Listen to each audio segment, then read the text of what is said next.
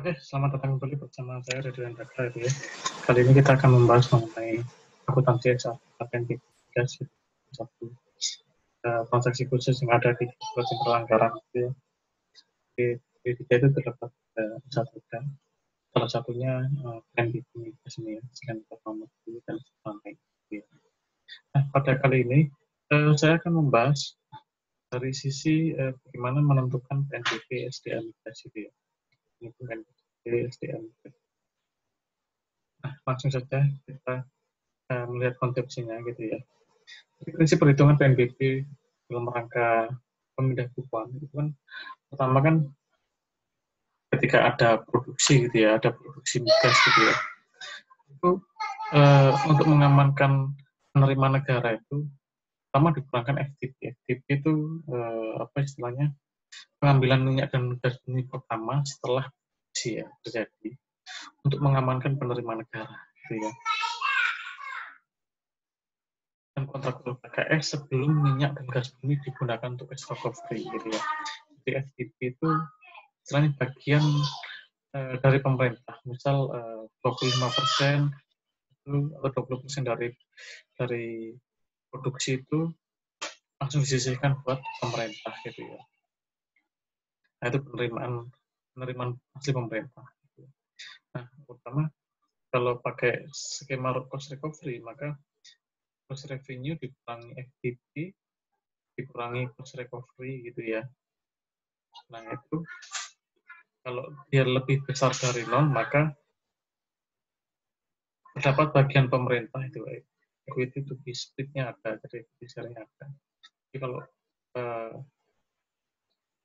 dikurangi cost recovery tidak ada atau kurang dari nol maka tidak ada bagian pemerintah. Ya. Bila lebih besar dari nol maka kalau kita ingin lihat bagian kotor dari pemerintah gitu ya dari produksi tersebut FTP tadi ditambah bagian pemerintah gitu, gas gitu ya. Nah di situ bagian pemerintah. Lalu setelah total bagian pemerintah tadi kita dapatkan kita kurangi dengan komponen pengurangan penerimaan gas gitu ya. Kalau lebih besar dari nol maka kita bisa lakukan pendapat gitu ya kan dan dapat kita bagi hasilkan ke daerah gitu ya. Jadi kalau kan terkait produksi gitu ya terkait produksi sedangkan komponen pengurangan gas dari pungutan lainnya untuk pajak ya di istilahnya rembes pajak gitu ya, rembes pajak itu pajak daerah gitu ya. Nah kita langsung ke contoh gitu ya, misal contohnya ini secara periodik Satker PNBP Migas menghitung hak dan kewajiban pemerintah dalam rangka melakukan pendapatan PNBP Migas ya. Tetapi beberapa variabel dari perhitungan PNBP Migas selama bulan Maret gitu ya dengan pola PSG konvensional berbasis cost recovery maupun prospek gitu ya sebagai berikut tabel 1. Nah yang ditanya ini ya, yang ditanya adalah berapa PNBP migasnya lebih baik untuk skema recovery cross split, lalu besaran bagi hasilnya antara pusat dan daerah itu berapa, lalu lebih menguntungkan mana sih bagi pemerintah itu ya, production sharing kontrak atau kontrak bagi hasil pakai basis cost recovery ataukah pakai cross split gitu ya. Nah tabelnya ini ada variabel yang didapat sudah diketahui gross revenue-nya nilai 12 sekian US gitu ya. Lalu ada FTP-nya, ada FTP bagian pemerintah itu 2 juta gitu ya, 2 juta dolar. Lalu cost recovery yang dibebankan gitu ya, senilai 4,5. Nah, kalau IGS untuk mengetahui berapa PNBP migas, pertama kita cari ITS dan government share-nya gitu ya. Baru nanti kita baru dapat PNBP SDM migas. Nah, di sini ada beberapa komponen karena ini migas. Kebetulan proporsi produksi minyak dan gas itu 51% minyak dan 49% gas. Lalu gimana sih proporsi antara pemerintah dan kontraktor gitu ya ketika S ya. Kalau didasarkan pada dokumen kata kita itu ya, yang di materi itu 85% dan 15%, itu 85% pemerintah, 15% kontraktor. Sedangkan untuk gas 70% pemerintah, 30% kontraktor gitu ya. Itu untuk menggunakan PSD kontrak bagi hasil untuk cost recovery.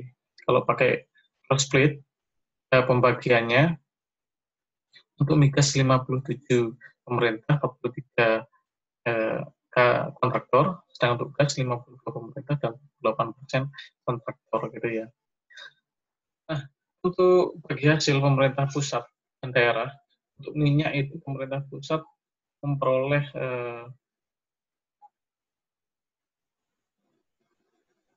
ini minyaknya itu bukan 54 ya, di 85 ya, 85 ya, ini mohon maaf ya, ada salah dikit.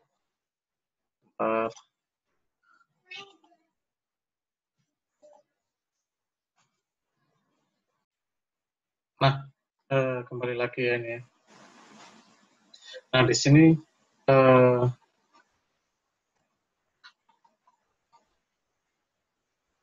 sudah ditentukan berapa proporsi produksi antara minyak dan gas, lalu proporsi antara pemerintah dan K3S untuk PSG cross dan cost recovery, lalu bagi hasil pemerintah pusat dan pemerintah daerah gitu ya, baik minyak maupun gas. Jadi kan ditanyakan berapa PNBP gas, besaran bagi hasil pusat dan daerah, kita menguntungkan mana sih gitu ya, antara PSG versus cost recovery atau cross split gitu ya. Nah, dari sini gitu ya, langkah yang pertama gitu ya, di dalam menjawab itu, langkah yang pertama yaitu kita mencari nilai ETS gitu ya, equity to be split, atau bagian yang akan dibagi setelah dikurangi FTP, cost recovery, investment credit kalau ada. Cuma di contoh soal ini kan nggak ada ini, credit hanya ada FTP dan cost recovery gitu ya.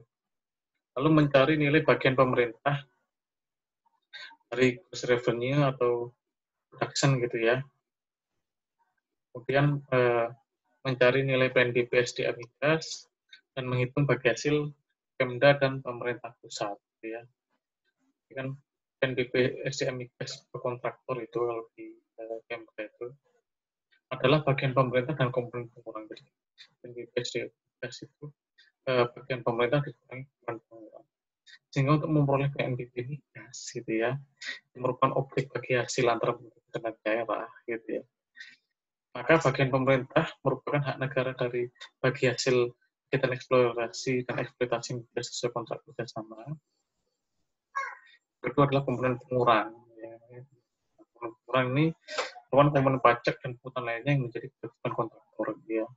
Namun karena dari kewajiban tersebut dianggap telah gugur karena penyelesaiannya telah masuk dalam migas bagian negara yang diserahkan oleh kontraktor sama discharge tadi ditanggung dan dibebaskan ya, dengan demikian komponen pajak dan pungutan lainnya tersebut akan menjadi komponen pengurang dari bagian pemerintah ya. Untuk komponen pengurang tersebut yaitu komponen pajak berupa PPN, DPD, PDD, ya. Dan pungutan lainnya berupa fee kegiatan, usaha hulu migas berupa fee pengumpulan migas bagian negara. Nah, ada 4 langkah dalam menentukan nilai ETS. Cost revenue-nya dulu, bagian pemerintah berapa, mencari bagian pemerintah dari cost revenue, mencari nilai PNBP dan menghitung bagi hasil pemerintah dan pemerintah pusat. Nah, di sini langkah pertama ETS ya, itu lebih split tadi. Untuk cost recovery, maka dicarinya dari apa? Dari gross revenue dikurangi FTP dikurangi cost recovery. Sedangkan untuk gross split ETS itu merupakan gross revenue gitu ya. Bahkan kalau gross split kan langsung dipisah ini, mana bagian pemerintah, mana bagian K3S gitu ya. Pada government share gitu ya, pada government share gitu ya. Nah, pada government share ya, pada government share gitu ya. Bagian pemerintah itu tadi proporsi FTP gitu ya, proporsi FTP ditambah proporsi equity to be split gitu ya. Sedang di government share proporsi equity to be split saja gitu ya. Lalu dari PNBP migas gitu ya, maka government share dikurangi komponen pengurang sama antara PNBP migas baik kontrak bagi hasil berdasarkan cost recovery maupun berdasarkan split ya, itu sama. Ya. Kemudian bagi hasil SDA migas ya antar bagi hasil SDA migas gitu ya itu sama, baik cost recovery kontrak bagi hasil antara cost recovery maupun gross split gitu ya. Nah, menjawabnya yang pertama, langkah pertama gitu ya. ITS gitu ya, ITS di sini ITS. Ini gross revenue dikurangi FTP dikurangi cost recovery. Nah, diperoleh nilai 84 gitu ya, 84,972 gitu ya, atau dolar ini 5,8 gitu ya. Pula ITS-nya gitu ya. Kalau ITS ini sama dengan gross revenue, berarti kan revenue-nya kan 12 juta 400 gitu ya. Ya udah 12 juta 400 itu aja. Jadi kalau mau karena kan kita sudah tahu berapa proporsi produksinya, maka kita langsung seperti itu ya. Berapa sih gitu ya? Ini dalam dolar gitu ya. Jadi kalau minyak, berarti kan 51 minyak, 49 gas gitu ya. Kan pendapatannya langsung ada. Dikalikan IPS, dikalikan proporsinya gitu ya.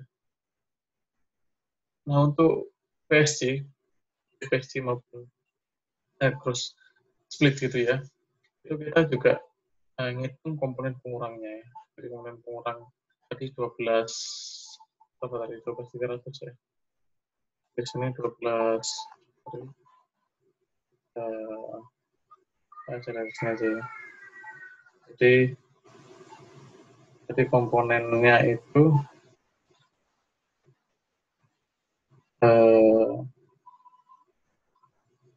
berapa tadi?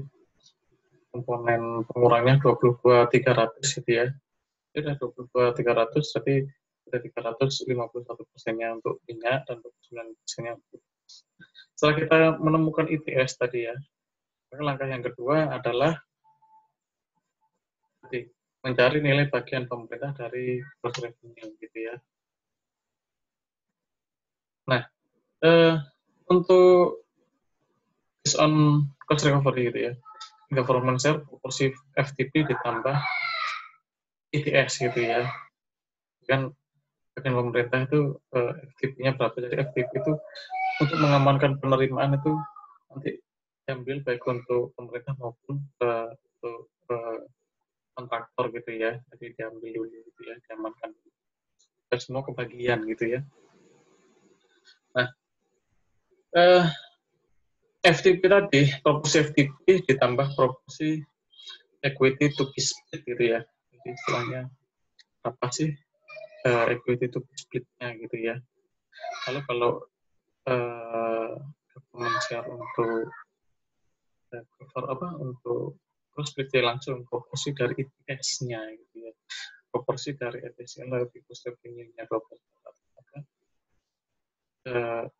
54%-nya gitu ya. 50 kalau di sini proporsi ITS dari minyak itu 57%-nya, 57%-nya itu buat 57% dari berapa? Dari 92 miliar itu ya, itu punya pemerintah gitu, dan 52% itu ya dari ISK 88 itu pemerintah gitu ya untuk prospek.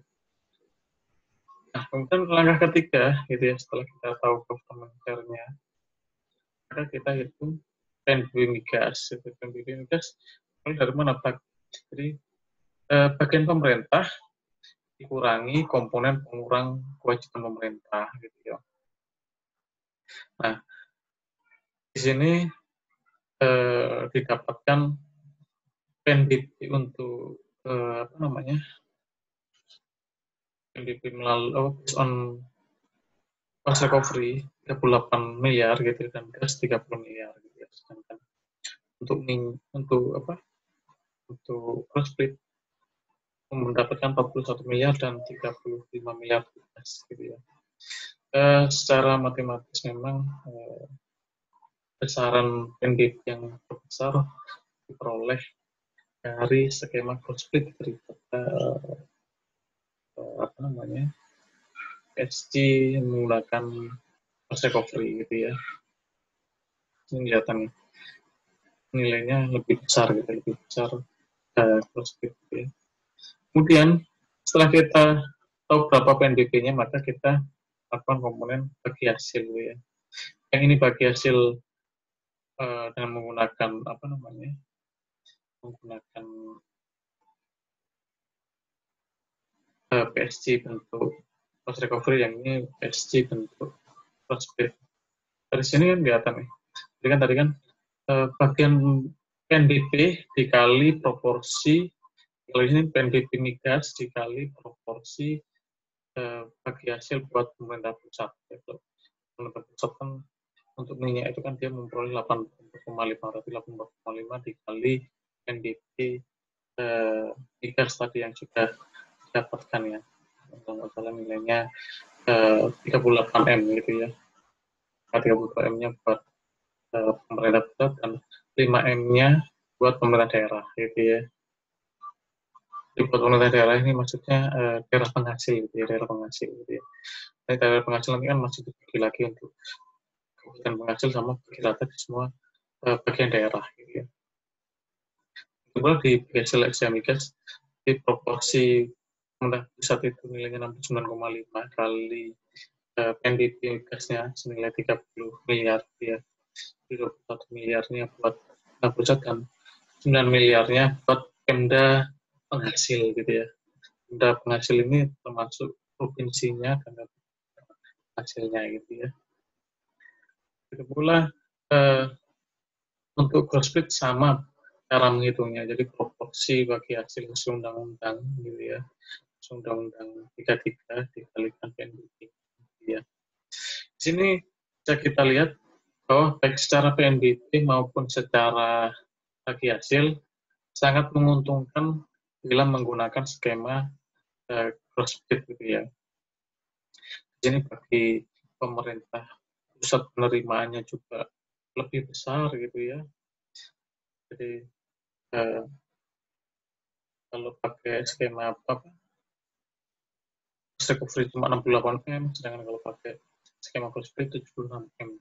Bagi daerah juga bagi hasil kalau dia pakai skema apa, SC kontrak bagi hasil ini apa namanya, bagi hasil cost recovery nilainya 15 M, kalau pakai cross split nilainya 17 M, jadi lebih menguntungkan sebenarnya.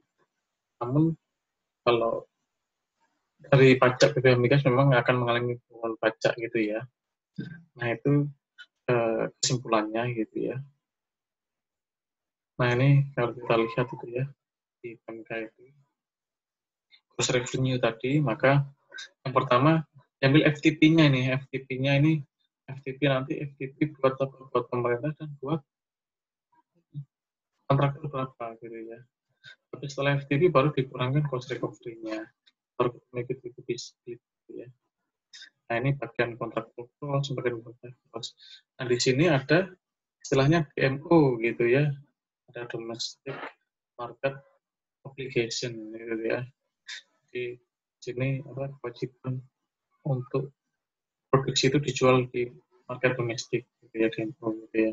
Jadi kontraktor wajib menyerahkan 25% dari minyak yang menjadi bagiannya di kontraktor Engalton gitu, pada negara dalam rangka penyediaan kebutuhan minyak di dalam negeri. Atas apa namanya, penyerahan 25% ini gitu ya, pemerintah membayar gitu ya harga tertentu pada kontraktor gitu ya. Itulah yang disebut dengan DMO fee gitu ya, DMO fee gitu. Jadi atas demo yang diserahkan kontraktor, udah dapatlah kontraktor itu MOV gitu ya. Itu bisa berdasarkan harga pasar atau harga tertentu yang disepakati gitu ya. Nah ini apa namanya, skema gitu yang ada di PMK mengenai SATK gas gitu ya. Nah misal contohnya gitu ya, kita mau menghitung DMOV gitu ya, DMOV gitu ya. Misal di sini disajikan dalam laporan arus laporan A02 gitu ya, ada 12 juta gitu ya nilai lawannya lifting minyak bumi gitu ya. Sementara pendapatan penjualan minyak mentah DMO sebesar 3 juta dan nilai pengiriman minyak mentah bagi negara yang dihabis oleh negara dari lifting minyak bumi sebelum memperhitungkan kewajiban operator migas nilai 6 juta. Apa besaran DMOV yang dibayarkan kepada K3S pada bulan tersebut dari pada kontraktor berapa? Sebenarnya kan kalau dari pengertian DMOV itu kan ada penyerahan minyak, jadi ada kontraktor menyerah 5% dari minyak yang menjadi bagiannya gitu ya. Misal sudah ketemu bagian itu splitnya kontraktor sama pemerintah. Nah, yang bagian kontraktor ini kalau misal bilangnya kan 15%, 85% gitu ya. 15% dari 25% dari 15% itu diserahkan kepada pemerintah dan pemerintah akan membayarkan MOV-nya kan itu. Istilahnya konsepsinya kan begitu ya. Nah, di sini untuk kasus ini untuk menghitung DMOV pertama-tama kita menghitung nilai DMO gross gitu ya. Di DMO gross itu nilai lawan dari lifting minyak bumi itu lifting minyak bagian negara plus DMO gross gitu ya. Nah, kalau di sini kan nilai lawan tadi atau lifting minyak bumi sudah sekitar 12 juta gitu ya. Kalau lifting minyak bagian negara gitu ya 6, gitu plus DMO gross. Maka DMO gross didapatkan sebesar 5,8 gitu ya. Jadi kotornya segitu gitu ya.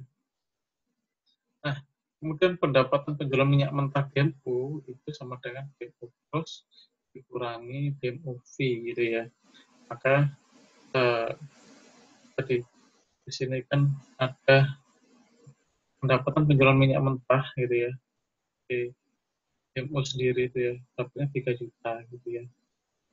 Maka DMO grossnya berapa gitu ya dikurangi DMOV-nya gitu ya. Jadi DMOV kan yang dibayarkan pemerintah. Gitu. Maka DMOV-nya senilai 4,100 gitu ya. 400.100. Nah itu cara menghitung DMOV gitu ya. Memang dari DMOV itu adalah harga tentu yang dilibatkan oleh para kontraktor atas penyerahan minyak DMO gitu ya. Yang kedua berapa? 25% dari bagian kontraktor gitu ya. Yang dia dibayarin oleh pemerintah gitu ya. Nah, oke lah itu penjelasan mengenai bagaimana cara menghitung PNBP migas gitu ya dan membagi hasilnya ke daerah gitu ya. Terima kasih atas perhatiannya. Sampai ketemu di video Bapak selanjutnya.